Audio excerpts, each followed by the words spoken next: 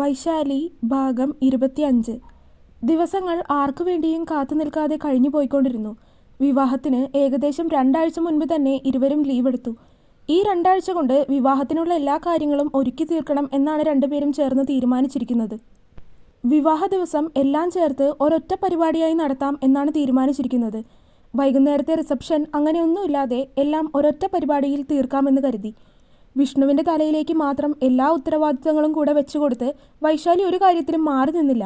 എല്ലാ കാര്യത്തിലും വിഷ്ണുവിൻ്റെ കൂടെ തന്നെ, അല്ലെങ്കിൽ വിഷ്ണുവിനേക്കാൾ ഒരു പടി മുന്നിൽ നിന്ന് ചെയ്തത് വൈശാലി തന്നെയായിരുന്നു.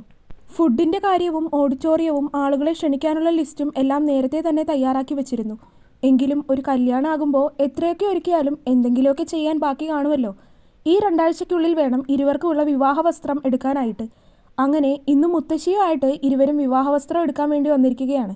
മുത്തശ്ശി വരുന്നില്ലെന്ന് പറഞ്ഞൊഴിയാൻ നോക്കിയെങ്കിലും ഇരുവർക്കും ആകെയുള്ളത് മുത്തശ്ശി മാത്രമാണെന്നൊക്കെ പറഞ്ഞ് മുത്തശ്ശിയെയും കൂടെ കൂട്ടി.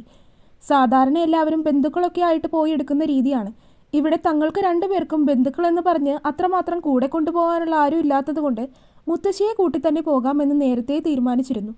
ഫുഡ്, ഓഡിറ്റോറിയം അങ്ങനെയുള്ള ചിലവുകളെല്ലാം വിഷ്ണു ഏറ്റെടുത്തത് കൊണ്ട് തന്നെ വിവാഹ വസ്ത്രത്തിനും അലങ്കാരങ്ങൾക്കും മറ്റുമുള്ള സാധനങ്ങളും എല്ലാം വൈശാലി വാങ്ങാമെന്ന് കരുതിയിരുന്നു. ഇക്കാര്യങ്ങളെക്കുറിച്ചുള്ള തീരുമാനങ്ങളെല്ലാം വൈശാലിയും വിഷ്ണുവും ചേർന്ന് നേരത്തെ തന്നെ തീരുമാനിച്ചിരുന്നതാണ്. അത്യാവശ്യം നല്ല വലിയൊരു ബൊട്ടീക്കിലേക്ക് തന്നെയാണ് വൈശാലി പോയത്. അവിടെയുള്ള സാരികളിൽ നിന്നും ഏതെങ്കിലും ഒരെണ്ണം എടുത്ത് വാങ്ങാതെ അവൾ സ്വയം പറഞ്ഞു കൊടുത്ത ഡിസൈനിൽ നെയ്താണ് സാരി വാങ്ങിക്കുന്നത്. അതുപോലെ തന്നെ വൈശാലിയുടെ സാരിയുടെ ഏകദേശം ഒരുപോലെയുള്ള ഡിസൈൻ തന്നെ വരുന്ന തരത്തിലുള്ള ജുബ്ബയും മുണ്ടുമാണ് വൈശാലി വിഷ്ണുവിന് വേണ്ടി സെലക്ട് ചെയ്തത്.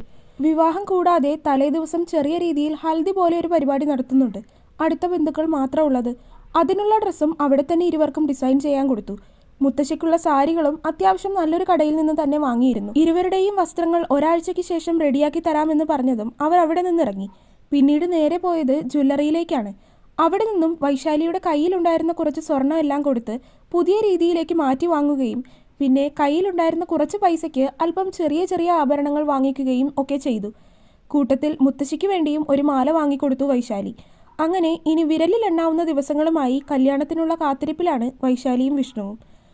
അങ്ങനെ വിവാഹത്തിന് ഇനി ഒരാഴ്ച മാത്രമാണുള്ളത്. വിഷ്ണുവും വൈശാലിയും ആകെ തിരക്കിലാണ്. 2 പേര് മാത്രമാണുള്ളത്. അതുകൊണ്ട് തന്നെ എല്ലാ കാര്യങ്ങളും സ്വയം തന്നെ ചെയ്യേണ്ടതുകൊണ്ട് നല്ല തിരക്കാണ്. വിഷ്ണുവിന് കൂട്ടായിട്ട് സുധിയുണ്ട്. കല്യാണത്തിന് ക്ഷണിക്കാൻ വൈശാലിക്ക് കോളേജിലെ ടീച്ചേഴ്സും പിന്നെ വൈശാലി ക്ലാസ് എടുക്കുന്ന കുട്ടികളുമായിരുന്നു ഉണ്ടായിരുന്നത്. അവരെയെല്ലാം ലീവ് എടുക്കുന്നതിന് മുൻപ് തന്നെ വൈശാലി ക്ഷണിച്ചിരുന്നു. പിന്നെയുള്ളത് വീടിനടുത്തുള്ളവർ മാത്രമായിരുന്നു. അതുവരെ എല്ലാം വിഷ്ണുവും വൈശാലിയും ഒരുമിച്ച് പോയിട്ടാണ് ക്ഷണിച്ചത്. ഒടുക്കം ഇനി ഒരു വീട്ടിൽ കൂടെ മാത്രമായിരുന്നു ഇരുവർക്കും കയറാനുണ്ടായിരുന്നത്. അത് സുധാകരൻ്റെ വീടാണ്. അങ്ങോട്ട് കയറുന്നതിന് മുന്നേ വൈശാലിയുടെ ചുണ്ടിൽ ഒരുതരം പുച്ഛമാണ് വിരിഞ്ഞത്. വൈശു. അവളുടെ മുഖഭാവം കണ്ടതും വിഷ്ണു അവളെ വിളിച്ചു. അവൾ മുഖമുയർത്തി അവനെ ഒന്ന് നോക്കി. എന്തെങ്കിലും പറയാനുണ്ടോ? എന്തു പറയാൻ? അങ്ങനെ പറഞ്ഞ് അവൾ മുന്നിലേക്ക് നടന്നിരുന്നു. അയാളുടെ വീടിന് മുന്നിൽ വന്ന് കോളിംഗ് ബെൽ അടിക്കുമ്പോൾ തന്നെ അത്യാവശ്യം പ്രായമായൊരു സ്ത്രീയാണ് വന്ന് വാതിൽ തുറന്നത്. അത് സുധാകരൻ്റെ ഭാര്യയാണ്, മിനി. പുറത്തു നിൽക്കുന്ന വൈശാലിയെയും വിഷ്ണുവിനെയും കണ്ടതും അവരുടെ മുഖം അടിയേറ്റതുപോലൊന്ന് വിളറിപ്പോയി. എന്താ? അവരോടൊന്ന് അകത്തേക്ക് കയറാൻ പറയാൻ പോലും കൂട്ടാക്കാതെ അവർ അതാണ് ആദ്യം ചോദിച്ചത്. ഞാൻ വിഷ്ണു, കുറച്ചപ്പുറമുള്ള വീട്ടിലെയാണ്. ഇത് വൈശാലി, അറിയാമല്ലോ, നിങ്ങൾ ഒരേ നാട്ടുകാരല്ലേ? വിഷ്ണു പുഞ്ചിരിയോടെ തന്നെ പരിചയപ്പെടുത്തി. ആരാടി അവിടെ? നിന്റെ അമ്മയുടെ നായരാണോ? അപ്പോഴേക്കും അകത്തു നിന്ന് ഈ ചോദ്യവും കൂടെ കേട്ടാൽ അറക്കുന്ന രീതിയിലുള്ള ഭാഷയും കേട്ടു. അല്ലെങ്കിൽ തന്നെ വിളറിയിരുന്ന മിനിയുടെ മുഖം അതുകൂടെ ആയതും അപമാനത്താൽ താഴ്ന്നു പോയി. കൂടെ വിഷ്ണുവിൻ്റെ മുഖവും ആകെ മാറി. ചേച്ചി, ഞങ്ങൾ കല്യാണം ക്ഷണിക്കാൻ വന്നതാണ്. വിഷ്ണു കല്യാണക്കുറി എടുത്ത് അവരുടെ കയ്യിലേക്ക് കൊടുത്തു. ചേച്ചി എന്തായാലും വരണം. അത് പറഞ്ഞതും അവർ തലയാട്ടിക്കൊണ്ട് ചുണ്ടിൽ ഒരു പുഞ്ചിരി വരുത്തി തീർത്തു. ഞാൻ കിടപ്പാണെന്ന് കരുതി കണ്ടവന്മാരെയെല്ലാം വിളിച്ചു കയറ്റി നീ അഴിഞ്ഞാടുവാണ് അല്ലടി പിഴച്ചവളെ. അകത്തു നിന്നും വീണ്ടും അസഭ്യം നിറഞ്ഞ ഭാഷ കേട്ടതും വിഷ്ണുവിൻ്റെ പിടിവിട്ടുപോയി. അതുകൂടിയായതും വിഷ്ണു മിനിയെ കടന്ന് അകത്തേക്ക് കയറി. കൂടെ വൈശാലിയും. അകത്ത് കട്ടിലിലായി കിടക്കുന്ന സുധാകരനെ കണ്ടതും വിഷ്ണു അയാളുടെ നേർക്ക് പാഞ്ഞെടുത്തു. എന്നാൽ വിഷ്ണുവിനെ കണ്ടതും അയാളുടെ മുഖം ദേഷ്യത്താൽ ചുവന്നു. എടി ഉരുമ്പട്ടവളെ, നീ കണ്ടവന്മാരെയൊക്കെ വിളിച്ച് കയറ്റി അല്ലേടി? അത് പറഞ്ഞു കഴിഞ്ഞപ്പോൾ തന്നെ അയാളുടെ മുഖത്തേക്ക് വൈശാലിയുടെ കൈകൾ ഊക്കോടെ പതിഞ്ഞു. പെട്ടെന്നായതുകൊണ്ട് തന്നെ അയാളൊന്ന് പകച്ചുപോയി. നിന്നെയൊക്കെ കൊന്നു വല്ല പട്ടിക്ക് ഇട്ടുകൊടുക്കണം. വൈശാലി വീണ്ടും അയാളുടെ മുഖത്തേക്ക് അടിക്കാനൊരുങ്ങിയതും മിനി വന്ന അവളുടെ കൈകളെ തടഞ്ഞിരുന്നു. അയ്യോ, ഇനി അടിക്കല്ലേ. ചേച്ചി ഇങ്ങനെ സഹിച്ച് ജീവിച്ചോ. ഇങ്ങനെ സഹിച്ചു ക്ഷമിച്ചും ജീവിക്കുന്നതിലും നല്ലത് വല്ല പോയി മരിക്കുന്നതാണ്. വൈശാലി ആക്രോശിച്ചു. മിനി നിന്നൊന്ന് തേങ്ങി. ഇയാളെ എങ്ങനെ സഹിക്കുന്നു? സ്വഭാവത്തിനനുസരിച്ച് ആരെങ്കിലും വന്ന് ഇയാളെ കൊല്ലും. ഇയാളൊക്കെ ഇത്രയും നാളെങ്കിലും ജീവനോടെ കഴിഞ്ഞത് ഭാഗ്യമാണ്. വൈശാലിയുടെ വാക്കുകൾ കേട്ടതും മിനി നിന്നിടത്ത് തന്നെ നിന്ന് ഉരുകിപ്പോകും പോലെ തോന്നി. അമ്മയെയും പെങ്ങളെയും തിരിച്ചറിയാത്ത തെണ്ടി. വിഷ്ണു അയാളിൽ നിന്ന് മുഖം തിരിച്ചു. അധികം നിൽക്കാതെ രണ്ടുപേരും വീടിന് പുറത്തേക്കിറങ്ങി. അയാൾ എന്നു മുതലാണ് കിടപ്പായത്? പുറത്തേക്കിറങ്ങിയതും വിഷ്ണു മിനിയോട് ചോദിച്ചു. അത് ഒരു ദിവസം കൈയൊടിഞ്ഞു വന്നു. എന്ത് പറ്റിയതാണെന്ന് എത്ര ചോദിച്ചിട്ടും കാരണം പറഞ്ഞില്ല. കൈ ഒടിഞ്ഞിരുന്നു. പിന്നെ നടക്കാനും വയ്യാത്ത അവസ്ഥയിലായിരുന്നു. ഇങ്ങനെയുള്ള സ്വഭാവമായതുകൊണ്ട് ആരെങ്കിലും എന്തെങ്കിലും ചെയ്താലും നമുക്ക് വിശ്വസിച്ച് അയാളോട് പോയി എന്താണ് സംഭവം എന്ന് ചോദിക്കാനാവില്ല. പിന്നെ ചോദിച്ചാലും പറയണമെന്നില്ല. ഇങ്ങേരുടെ സ്വഭാവം ഇങ്ങനത്തെ ആയതുകൊണ്ട് അന്നത് വിട്ടുകളഞ്ഞിരുന്നു. പക്ഷേ പിന്നീട് കുടുംബശ്രീയിൽ പോയപ്പോഴാണ് ഞാൻ അറിഞ്ഞത് മോളോട് തെറ്റായിട്ട് പെരുമാറിയത് കൊണ്ട് മോളാണ് ചേട്ടനെ ഇങ്ങനെ ആക്കിയതെന്ന്. അത് പറയുമ്പോൾ അവരുടെ മുഖം വൈശാലിയുടെ മുഖത്തേക്ക് ഒന്ന് നോക്കാൻ പോലും ആകാതെ അത്രയും താഴ്ന്നു പോയിരുന്നു. അത് കഴിഞ്ഞ് 2 ആഴ്ചയൊക്കെ ആയപ്പോഴേക്കും എഴുന്നേറ്റ് നടക്കാനൊക്കെ കഴിഞ്ഞിരുന്നു. എങ്കിലും കൈയൊടിഞ്ഞു തന്നെ ഇരിക്കുമായിരുന്നു. 1.5 മാസം പ്ലാസ്റ്റർ ഇടണമെന്നാണ് പറഞ്ഞിരുന്നത്. പക്ഷേ നടക്കാനുള്ള ആവതായപ്പോഴേക്കും വീണ്ടും പുറത്തേക്കിറങ്ങി. അന്ന് തന്നെ രാത്രി ഒരു കോൾ വന്നു. അത് ആശുപത്രിയിൽ നിന്നായിരുന്നു. അവിടെ പോയപ്പോൾ കണ്ടത് ഈ അവസ്ഥയിൽ കിടക്കുന്നതാണ്. ആരാണിങ്ങനെ ചെയ്തത്, എന്താണ് കാരണമെന്നോ ആൾക്കറിയില്ലെന്നാണ് പറയുന്നത്. പോലീസിൽ കേസ് കൊടുക്കാനും കഴിയില്ല. കാരണം ഇയാളുടെ സ്വഭാവം വെച്ച് ഇതിലും വലുതാരോടെങ്കിലും ചെയ്തു വെച്ചിട്ടുണ്ടോ എന്നറിയില്ലല്ലോ.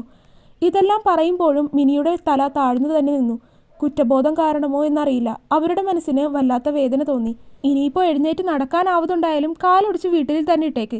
അതാവുമ്പോൾ കഴിക്കാനുള്ള ഭക്ഷണവും കുടിക്കാനുള്ള വെള്ളവും കൊടുത്താൽ മതിയല്ലോ. ഇങ്ങനെ നാട്ടുകാരുടെ പഴിയും കുത്തുവാക്കുകളും ചീത്തയും അടിയും ഒന്നും കേൾക്കുകയും കൊള്ളുകയും ചെയ്യണ്ടല്ലോ. വിഷ്ണു അല്പം പുച്ഛത്തിൽ തന്നെയാണത് പറഞ്ഞത്. പിന്നീട് അവിടെ നിൽക്കാതെ 2 പേരും ഇറങ്ങിയിരുന്നു. അവസാനമായിട്ടാണ് അവിടെ പോയത്. പിന്നീട് ഇരുവരും നേരെ വീട്ടിലേക്ക് വന്നിരുന്നു. പോകുന്ന വഴിയെല്ലാം വൈശാലി എന്തോ കാര്യമായ ചിന്തയിലാണ്. ഒന്നും സംസാരിക്കാതെ എന്തൊക്കെയോ കൂട്ടിയും കുറിച്ചും ആലോചിച്ചു കൊണ്ടിരിക്കുകയാണവൾ. താൻ എന്താ ഇത്ര ആലോചിക്കുന്നത്? അല്ല വിഷ്ണു, എങ്കിലും അയാൾ ഇത്രയും അവസ്ഥയാക്കിയ ആൾ ആരാവും? ഇങ്ങനെയൊക്കെ ചെയ്യണമെങ്കിൽ അയാളുടെ കയ്യിലിരിപ്പ് ഒട്ടും നല്ലതാവില്ല. ശരിക്കു പറഞ്ഞാൽ പോലീസിൽ കേസ് കൊടുക്കണമായിരുന്നു. ആലോചനയോടെ പറയുന്നവളെ വിഷ്ണു ഒന്ന് നോക്കി. അവൻ്റെ നോട്ടം കണ്ടതും അവൾ എന്താണെന്ന രീതിയിൽ അവനെ നോക്കി പൂരികമുയർത്തി. എന്താണ്, അയാളോട് തനിക്ക് സോഫ്റ്റ് കോർണർ തോന്നുന്നുണ്ടോ? വിഷ്ണു അല്പം ഗൗരവത്തിൽ തന്നെയാണ് ചോദിച്ചത്.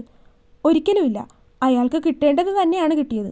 പക്ഷെ പോലീസിൽ കേസ് കൂടെ കൊടുക്കേണ്ടതായിരുന്നു എന്നാണ് ഞാൻ പറഞ്ഞത്. അതിന് വിഷ്ണു ഒന്ന് അമർത്തി മൂളുക മാത്രമാണ് ചെയ്തത്. വീട്ടിലേക്കെത്തി വൈശാലി മുത്തശ്ശിയോട് പറഞ്ഞിട്ട് വീട്ടിലേക്ക് പോയി.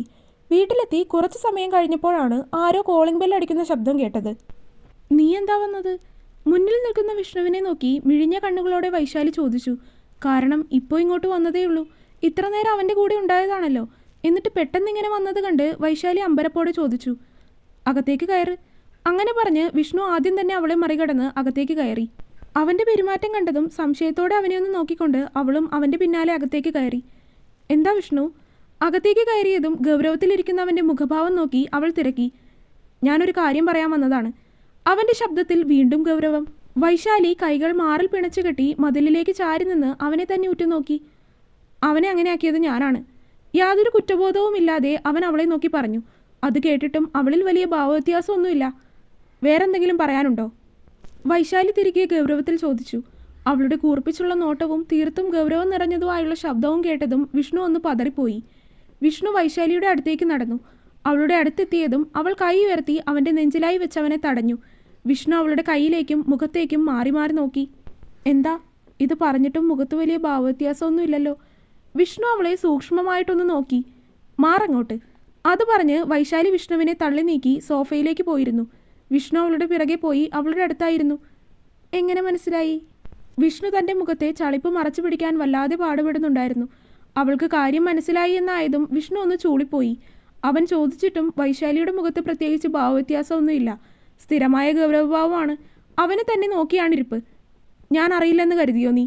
വൈശാലി അല്പം പരുക്കമായി തന്നെ അവൻ്റെ മുഖത്തേക്ക് നോക്കി ചോദിച്ചു. ഒരിക്കലുമില്ല. ഇന്നല്ലെങ്കിൽ നാളെ നീ അറിയുമെന്ന് കരുതി തന്നെയാണ് ചെയ്തത്. ശരിക്കും പറഞ്ഞാൽ നീ ഇതിലും മുന്നേ അറിയുമെന്നാണ് ഞാൻ കരുതിയത്. പക്ഷേ അല്പം ലേറ്റായി. വിഷ്ണു അവളെ നോക്കി വിളിച്ചു. അങ്ങനെ ചെയ്തിട്ടും വൈശാലിയുടെ മുഖത്ത് വലിയ വ്യത്യാസങ്ങളൊന്നുമില്ല. തുടരും. അപ്പോൾ വീഡിയോ കണ്ടവരെല്ലാവരും വീഡിയോ ലൈക്ക് ചെയ്യുക. നിങ്ങളുടെ അഭിപ്രായങ്ങൾ എന്തായാലും ഇത് കമൻറ്റായിട്ട് അറിയിക്കുക. ചാനൽ സബ്സ്ക്രൈബ് ചെയ്യാത്തവരുണ്ടെങ്കിൽ സബ്സ്ക്രൈബ് ചെയ്യുക. അടുത്ത പാർട്ടായിട്ട് നാളെ വരാം കേട്ടോ. ബൈ.